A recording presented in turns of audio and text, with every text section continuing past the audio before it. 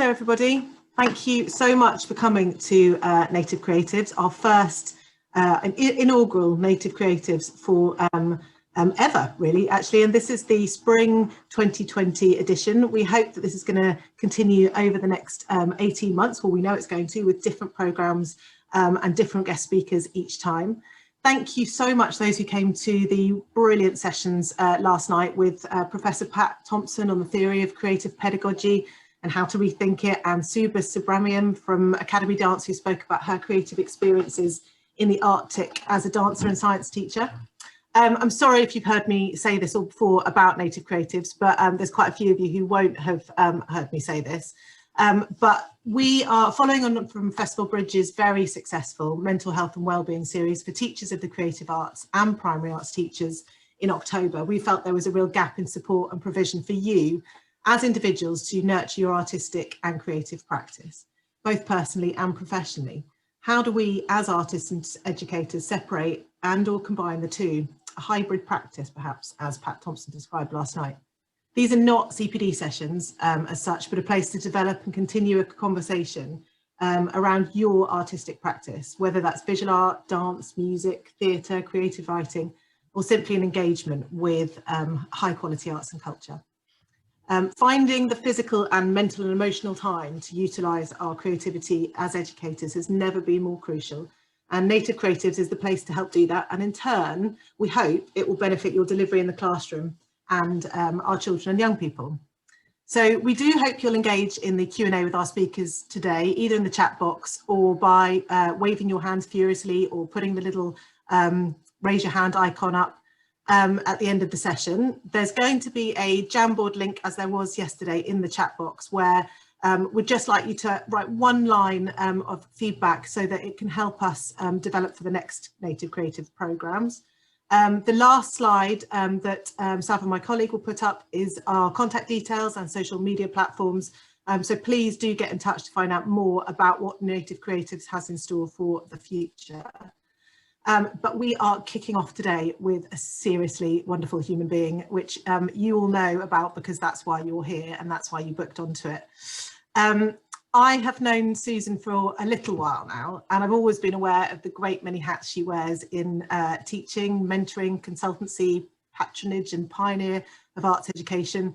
But when I actually looked at her CV on her Art Criminal website, I was completely baffled and overwhelmed as to how one person can achieve quite so much in one lifetime. What else can this woman possibly do? It's amazing. So Susan is passionate about art and design education. She works across the UK and internationally, campaigning and challenging for change and bringing out the best of people and situations. She's been a keynote speaker at many major art education events in the UK, Europe, Australia, Ireland and Nigeria. She served as president and is now an active member of the NSEAD, National Society of Education in Art and Design, and acts as secretary for the All Parliamentary Group of Art, Design and Craft Education. She is a visiting lecturer at Northumbria, Staffordshire and Birmingham University, as well as Leeds College of Art and Liverpool Hope University on their Art Design PGCE and MA Artist Teacher courses, while she advises in schools, colleges, museums and galleries. She is a member of the World Council for UNESCO organisation, the International Society for Education in Art and Design, INSEA. She's a trustee of Access Art. She's a member of the WAAE, the World Alliance for Arts Education. She's an associate of the Big Draw. She's co-director of Monkfish Productions and a chair of governors at a state primary school. She helped pioneer NEATN, the North East Art Teacher Education Network, as well as NEAT, our very own network of East Anglian art teachers, and is helping me to extend it into Cambridgeshire and Peterborough.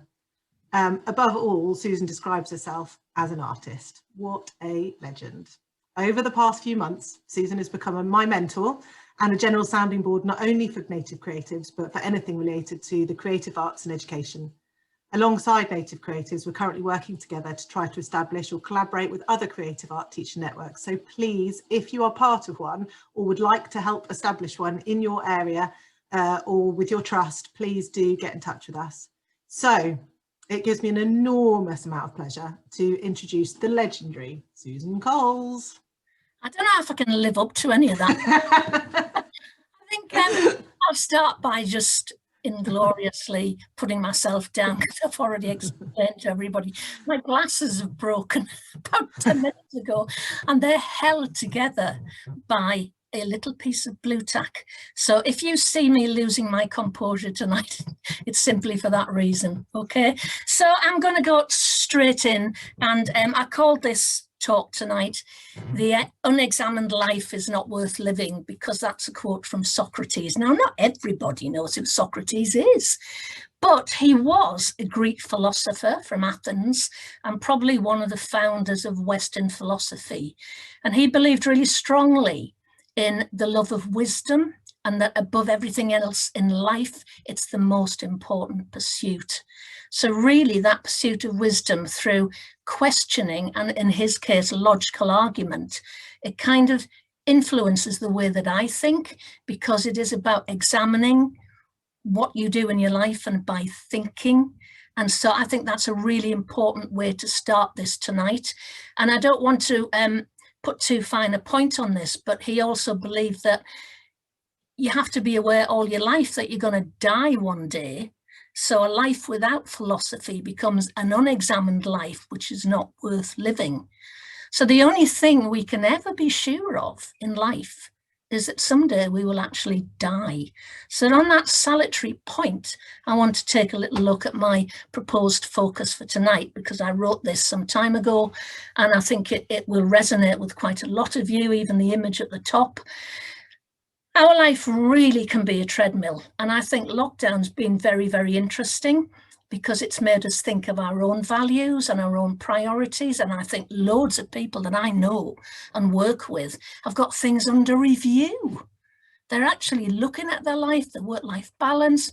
They're looking at how they can rediscover things that they have rediscovered, how they can take things further, how they can maybe explore their own creative practice. So I want to talk tonight about how maybe we can shift our mindset and lead to a more fulfilling life as both artists and teachers, and to try and make this happen.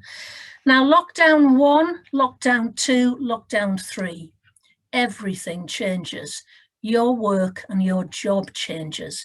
Your relationship with home changes. And don't forget, a year ago, we had people fighting over toilet rolls and hoarding food in their houses.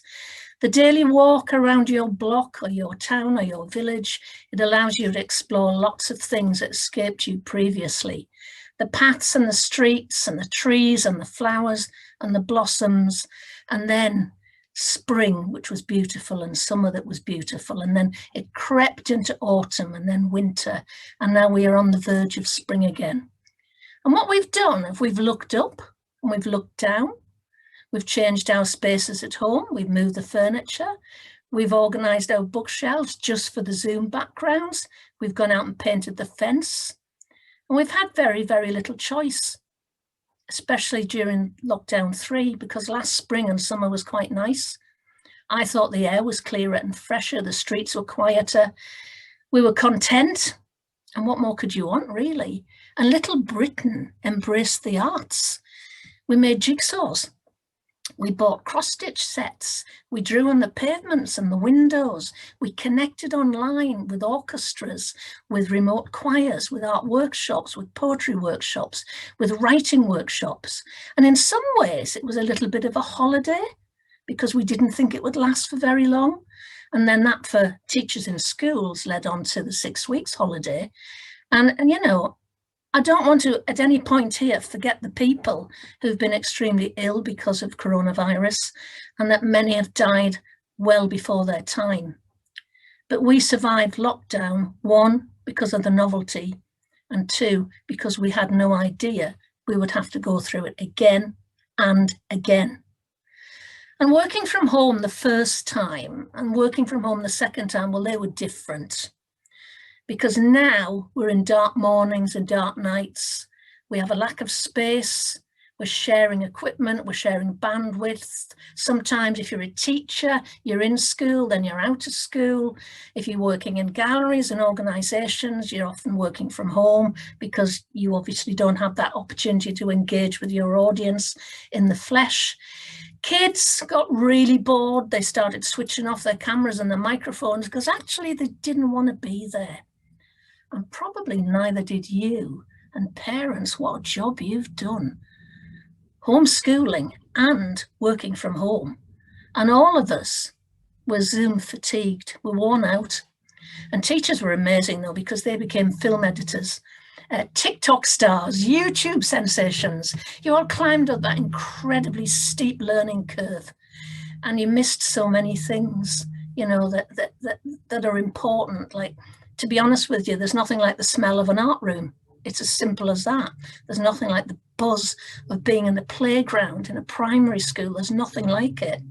And a lot of people spent a lot of money on their own kit as well, you know, because they wanted to make a success of it. And we had a great sense of humour.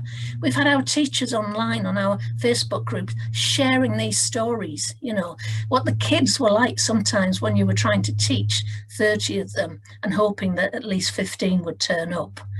And I think this audience tonight is made up of arts practitioners, not just teachers. I think we all went into our career and our job after deciding something that we loved at school ourselves was going to be what we wanted to learn more about. We went to universities and colleges or whatever for a specific reason, to be better at something, to grow, to be enriched, and to be happy, because I certainly did. I was only happy in school in 2 subjects. One was English and one was art, and I hated the rest of it. Both of those gave me the voice to share stories, and I've been doing it ever since. They're incredibly important to me.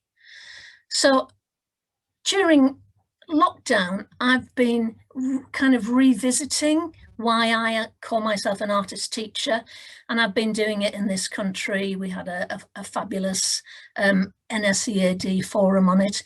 We've had an international one with INSEA, and we've had artist teachers from around the globe sharing their reasons for calling themselves artist practitioners. And Carl Jung, he wrote that the sole purpose of human existence is to kindle a light in the darkness of mere being. And I think bringing people together this past year has been phenomenal for me. I think I must have reached and had back from people like thousands of exchanges. And I've loved the way that our communities have shared and supported and taught each other things that they didn't know before. Now, the last time I spoke for Native Creatives, I introduced somebody to people called Lewis Mumford, a very important thinker of the 20th century. And I love Mumford's work. He's pretty undiscovered, actually. But he had a foresight of the future, really. And he had this expression about how we're trapped as human beings in mega machines. And they started a long time ago because really the pyramids were built by a mega machine. The people were a machine. It did not matter what they were as individuals. And he refers always to our large hierarchical organizations as mega machines. And his book, In the Myth of the Machine, is really worth reading, because it is that the only way that we can survive as creative people is to subvert what has become an authoritarian kingdom and to get the human contact and the human value back. And most people here will have read John Berger's book, Ways of Seeing. Really important, really, because this is what Berger is saying, that capitalism, which we are living in our mega machine, what it's doing to narrow our interests. And Berger, he set himself against that toxic impulse of the world that we live in to actually wall something in or wall something off, like you can do that and you can't do that. And he knew that really we had to be generous to the strange. We had to be open to difference and divergency. We had to cross-pollinate freely. And Berger put his faith in people, in you and in me. So kind of going back, I'm thinking a lot at the moment about when I went to art college, and I went from a very strict all-girls grammar school, by the way, and art college for me was just an entirely different world. So what happens when you move away from just being that one thing, right? You go to art college and you've got this freedom and you can do anything that you want within reason. Obviously, it's probably harder now with health and safety. But artist teacher, when you leave art college, that's something that most art students, they want to be. And sometimes they then go on to train as a teacher. And when they go on to their teaching career, foremost in their mind is often that they have to keep that artist teacher identity. But the problem is that once you get into the system, once you get into the mega machine, you can get trapped and you can get subsumed by the bureaucracy that certainly surrounds teaching. And in the last decade, we've seen huge changes in education, which is really ideologically driven. So the marginalisation of the arts, for example, which is a consequence of government policy, has affected not just the position of the subject in schools, but the morale and the motivation of some of our teachers. The researcher Shreve emphasises how the world of arts and schooling, they're very different cultural configurations, and that requires identity work, because what then happens is your art person from the art college migrates from the studio to the classroom. So I'm thinking tonight about the context of those who are the artist and the teacher. And of course, because I work with trainee teachers, the frustration that they feel because they are undergoing an identity change and they don't feel in the classroom that they have that freedom to be themselves. The best compliment I ever had from, I only worked for 4 head teachers over my teaching career, was I was the most professionally subversive person they'd ever met. And you can be professionally subversive. You can stand by your beliefs, even if you're trapped in something else. And there is, you know, the words of John Steers, that sometimes you then slip into a very safe way of working, you know, what he calls safe prescriptions. And then Professor Dennis Atkinson saying the same kind of thing here, that you can be taken over by the institution that you work in. And that can be difficult for student teachers, but also because many of us have seen our schools change to academies and so on and so on. Established teachers have found it difficult to come to terms with. So you always have to go back to being a reflective practitioner. You can, as I believe Pat Thompson talked about last night, have a hybrid identity, but you also have to know that managing to sustain your practice as an artist or a musician or a poet or a dancer, that will depend on you being a reflective practitioner, because reflective practice is a potential framework for realizing and sustaining that identity in practice. One of the things that we lose when we leave art college is the crit, unless we're doing it ourselves with our students. And it is unique to that situation, a really powerful vehicle for self-reflection, but reflection in that group of people who are like-minded and sharing it so openly, your work, your rationale, your reasons. And I think you miss that when you go into becoming a teacher. Now, this is a great book, and that is Me with Jim, by the way. It's a really good book because it's really about how a professional can balance their career and how they can have that dual activity of making. And I'm using art as my example, but I'm opening this out to all of you, all you practitioners from all your different backgrounds, right? And what Jim does is he kind of rejects a conventional understanding of the artist teacher, because it gives you really detailed history from the very classical era to the 21st century, gives you pedagogical portraits of amazing artist teachers like Richard Hamilton, Walter Gropius, etc., etc. And he illustrates that in different contexts. And I think what he does in his book is offer a revelation of the really complex thinking processes that artists use effectively when they're teaching, and how they can reconcile these kind of two worlds together. And the list is huge. I put on there actually people that I know, and I put on last Sketchbook Circle, because I know that tomorrow night a lot of people will be listening to Georgia and Eleanor. And it's really important to know that, you know, you can do whatever you want to practice what your specialism is. You don't have to have exhibitions in big galleries. You don't have to be performing at the Royal Albert Hall. You don't have to be a published author. You do what is important to you, and your young people will benefit from it. They really will, if you are practicing what you are teaching. So I'm one of those lucky people that actually did the NSCAD Artist Teacher Skill. It still exists, but the problem is that it doesn't exist in the form that it used to exist in. And that was an important form, because that form was that it was available in about 8 different parts of the country, and that you would have part of your fees paid by the Teacher Development Agency. That's all disappeared, obviously, and there are only a couple of courses left. But it was a really important one because it was set up in 1999, and it was after NSCAD had done quite a lot of research, and what they found that there was a widespread anxiety over what we call that lost practice, and that was because of the demanding nature of teachers, and it kind of obstructed your personal creativity. There were beliefs behind the scheme. Your personal development can only have a directly beneficial impact on your effectiveness as a teacher, going back to the work of Donald Schoen, Reflective Practice, that actually the richness and complexity of the contemporary fine arts leads to a diversity of thinking, and that influences the way that you teach and the content and the way that you present opportunities to young people.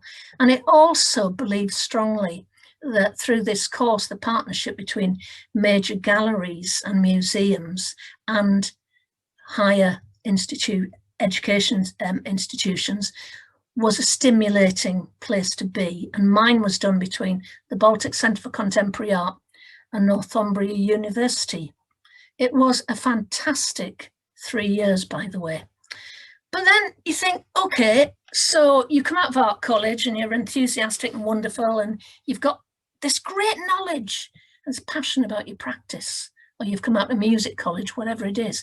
And then things start to get in the way, and you start to go inside the box that you had previously lived against. And maybe you start families, children, relationships. You get promoted in your career, you take on more responsibility. You find out that the little puppy dog you got for Christmas is going to be a lot more demanding. Many of us become carers. We might be carers for people in our families, but for elderly parents. And you know what I think actually eats into your time? And I hope you'll agree with me. I think it's social media. And I've now got, settings on my devices which tell me when I've reached my own personal limit, which is quite difficult because I manage social media platforms for a number of organizations. So I have to divide work from social. So these are things that I think affect your life, and there'll be many, many more. So the thing is, there is never enough time, and you cannot make time, but you can find it because you can shift it. You can shift things in your life. You can make some things bigger and some things smaller. If you know John Lennon's work, there's a song, Beautiful Boy, and there's a line in it that life is what happens to you while you're busy making other plans. So I hope you've either got a piece of paper or a notebook to hand tonight, because what I'd like you to do is simply divide it into 3 sections, any kind of shape and size. And don't get your rulers and your pencil cases out. Just put 3 equal shapes on your piece of paper. Write in that top heading on the left. What do I need to do more of? Write in the middle heading. What do I need to do less of? And write in that 3rd space and underline the word will. What will I do? Now that's important, right? Because we can all easily feel in what I need to do more of. I can easily fill in. What do I need to do less of? But it's much harder to commit to do what you will actually do. So whilst I'm talking and showing you pictures, and the reason I have so many pictures, by the way, is that's the other thing I learned when I was a child, is that I think all the time in pictures. And so when I'm talking to creative people, I can't put a PowerPoint up with loads of writing, and I can't have them just have a look at me. I need them to kind of get inside my head, and that's what visual communication is all about for me. But then I was thinking about what my friends have done through lockdown as well. So friends and acquaintances, this is Craig, and Craig is a painter, and he's a head of art in a school in Sheffield, and Craig packs his backpack and he goes up on the hills near Sheffield and Derbyshire, and he paints out in the plein air. This is my friend Paul. What did he do during lockdown? He's written a book, and he's taught himself to draw using Procreate. This is my friend Rosalind. She sings in a choir. She has continued to sing in a choir using digital platforms. This is my friend Anne, who I went to school with. She stands up and does open mic poetry, and now she does it from home, and she has continued to do this throughout lockdown. This is my friend Jo Brown. She's a teacher who plays the flugelhorn in a brass band, and they are still playing together. This is my friend Andrea, who has written a book during lockdown. And this is me. So what have I done during lockdown to re-engage myself with being an artist teacher? Well, I reread a book. It's not an easy book, by the way, A Room of One's Own by Virginia Woolf. But I've always liked the expression because it's a feminist essay in many senses. She looked at the status of women at the time that she was living in, and she looked at women artists, creatives, writers, and she asserted then that a woman would have to have money and a room of her own if she was ever to be creative and to write. So according to Virginia Woolf, centuries of prejudice and financial and educational disadvantages had inhibited women's creativity. Things are different nowadays. So I wonder for a minute if you'd like to think about where it is in your house or your garden or even your car that is your thinking space. Where's the place that you sit and think, not do, but think? Because I think it's really important. And that, by the way, is Virginia Woolf's desk. And that is her view through the window. And I get all like little shivers up my spine when I see just her glasses, which are probably not mended with blue tack, and her pen and her bits of scrumpled up paper. I think it makes me think again about the process of reflective practice, as said by Donald Schoen. And it's the first step to increasing the incidence in which practice contributes to us being better as professionals. And it's really one way that we could have of identifying the role of the artist and the teacher. And I have, like you, lanyards. Every time I go to anything, I get another one of these bloody things and I hang them up on a wall behind me. But you know what? It's just a list. It's actually, it's what you are, not who I am. So here we all are sitting tonight, biologically, physiologically. We're not so different from each other, you know. But historically, as narratives, all of us are unique individuals. If you could rip up your lanyard tonight, go back to work with it tomorrow, redesigned, what would you put on it? It's what you are, not who you are. So just who are you? Who am I? I lost a lot of my artist teacher identity thanks to Michael Gove. I blame Michael Gove for lots of things, but because he created the curriculum that marginalised the arts, I had to spend a lot of time defending and moving away from it. So I'm an artist and I need space. So this was my lockdown project, which has only just recently been finished. I have a space in my house. It's in the loft. It's where I basically have an office because I have to work from home a lot and I store things. And it was a bit of a tip because if I wanted to do some work on, say, my sketchbook circle or anything like that, I had to move everything off my desk and put the art equipment down. So what I decided to do was to make one big space. So in the corner, I'm in that corner now. That's my tidy Zoom corner, by the way. I made that so that I would just sit there and I'd use a laptop and I would write things down. And then I made another desk, which is to my right from where I'm sitting now. And that is purely for art. And this chair that I'm sitting on has got wheels on it. And I have a really tough time with meetings all day, and I just wheel to the right and I work on something, and then I come back. And it means now that every day I am doing something other than the work, the career. I'm doing something because I've made that space. So I'm quite pleased with it, really. And that's my current sketchbook from Sketchbook Circle, plus a sheet of Letraset just to get all the art teachers jealous, because this is going for zillions of pounds now on eBay. And then in 2012, something that has changed the direction of my life as well is that I took part in a project called Thinking, Expression and Action, which was actually run by NSEAD, the Big Draw, as it was called, and Campaign for Drawing, and NADFAS. And we got together 100 teachers across the country, and we did drawing CPD with them, myself and Eileen Adams. And my role was to bring people together through social media, through kind of projects and fun things online, and also through what we called eventually mail art. And the mail art was amazing. This was 2012, it was the year of the Olympics, so everybody in Little Britain was feeling proud and strong. Apparently it rained for most of the summer. I don't know if you even remember that.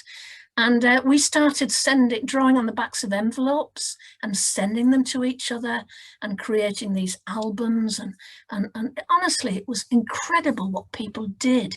They were so kind of creative with very simple, unthreatening spaces. And that's why we said draw on the back of an envelope. And it led to all sorts of things for that year and the year after, what we call the road trip, about your travels, what we called the Mini-Me project. I mean, there's so many I can't possibly show you, but it led to something as well. It led to me talking one day to Eleanor Brass, and it became the birth of Sketchbook Circle as we now know it. And I think when you listen tomorrow night, you will hear the rest of that story. So, you know, this is Mark Titchener's work. He's another artist that I like because, again, he kind of uses philosophy in his work. And he says, if it is to be, then it is up to me. And it really is. So this room isn't going to change itself. Me drawing on that book isn't going to happen unless I do that shifting around, you know, to create the time, to create the space for me. And if I'm a better person, everybody that I am linked to in life, in work, in friendship, that relationship becomes much, much stronger. And I also recently been rereading some essays by James Baldwin, and I just think that's a really, really powerful statement, you know, that we illuminate the darkness. We are here, folks, we creatives, to make the world a more human dwelling place. And because I mentioned the Olympics, when Stephen Hawking opened the 2012 Paralympics, he said this. Just read that for a minute.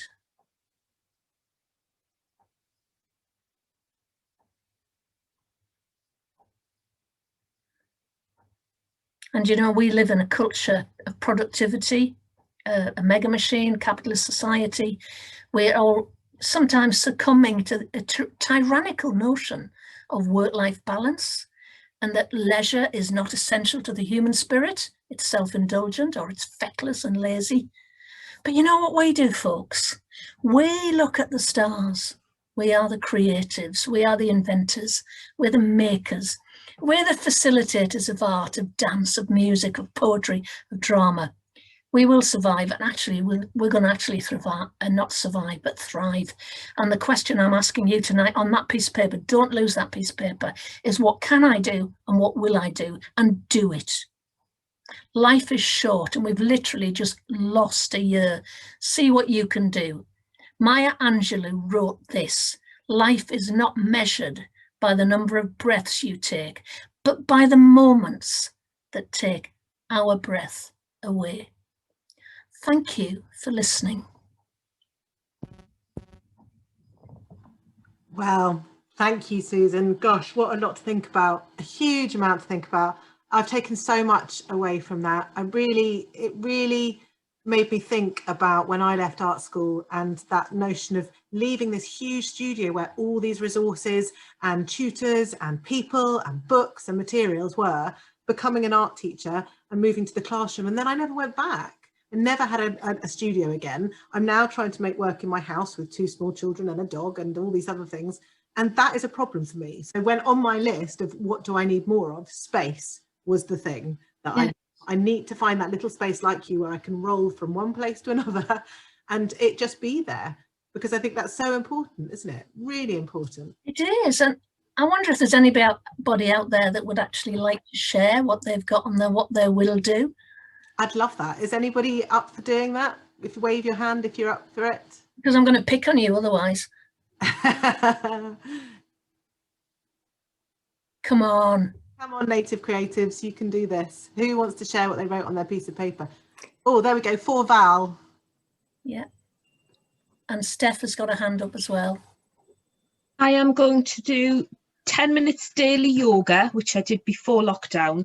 And I'm going to have a date night with myself on a Monday to do art. Oh, date night. And Val, you're going to get in touch with me and we need to meet up after this flipping lockdown. We certainly do. We haven't had our yearly cup of coffee. Val and I did the artist teacher together. I didn't recognise her because she's got lockdown hair. Yeah, lovely. Well done for you. And Steph, thank you. Did you have something? So I am going to do my thinking not at my desk. Yeah. Where's your because where's your thinking list? I haven't got one at the moment, so I need to find one. When the sun comes out, it'll be in the garden, but until the sun comes out, I need to find another space in my house where I can, and I'm going to make it lovely. So I'm going to put lovely things around me, lots of candles, I think. Probably I've got a little alcove in my bedroom where I've got like an easy chair by a little like a little window. So I think I'm going to make it there, because I think at the moment I just dump all my clothes there. So I'm going to move that. I'm going to turn that into my thinking reading space and not try and mix it all up. Yes, perfect. Loads of people have got chairs in their bedrooms they don't sit on. No, point is true. And it's a space, isn't it, that you can think and maybe even hide a little bit. Anybody else? Was that Claire raising a paintbrush or just to... No. Claire, tell us what... Oh, there we go. Oh, it was Honey. Honey. Honey. Hello, Honey. Hi, everybody. As usual, you've made us really think, Susan, and I just seem to have circumnavigated my dining room table the whole of this lockdown. Being at the end of it, the master and the head of the table, so trying to work with a camera and, you know, and it's actually dawned on me that I don't have a thinking space. And I have a rocking chair in the window, so I'm going to steal, I can't remember her first name, but the lady who spoke earlier, who said, you know, she's going to find her chair by the window. Yes. And I think my daughter is such an amazing inspiration to me, and she has a yoga mat at the bottom of her bed, and every night she rolls up her cozy fleece and a cushion, and when she wakes up she says that's her invitation to get on the mat. And I think we forget that we need to have our own invitations, whatever that might be, to I think my grandmother used to sort of like put out her tray the night before with the teacup and the teapot, ready for the morning cup of tea, sat by the kettle. That was the invitation to start the day. And I think we need to remember ourselves that way. Yeah, I do. Definitely. Absolutely. So that was amazing, Susan, as always. I know lots of you would have heard Susan speak before, but she never lets us down. You did actually mention, I just wanted to say, you've talked about a lot about the power of connectivity before, and you mentioned Sketchbook Circle that we'll be talking tomorrow night. But if you are interested in connecting with other artist educators, please do get in touch with us, and we'd love to put you together and find a way for you to collaborate or do something together, or just have a chat about the kind of work that you're making or like to make or thinking about making. In the chat box is a link to a Jamboard. We'd love just one sentence for you to write about what you've taken away from today's session. It just helps us move forward with planning for our next Native Creatives. It helps Susan. It would be amazing if you could do that. I do hope lots of you are staying on to hear Bill Lucas after Susan, which will also be a fantastic session. Oh, there we go. There's the Jamboard. Thank you so much, Susan, for doing this. And thank you so much, all of you, for coming after your busy day in the classroom, back with those pesky children, my pesky children. I think everybody's going to move now to a nice chair. Yeah. I don't think you're going to sit at the desks anymore.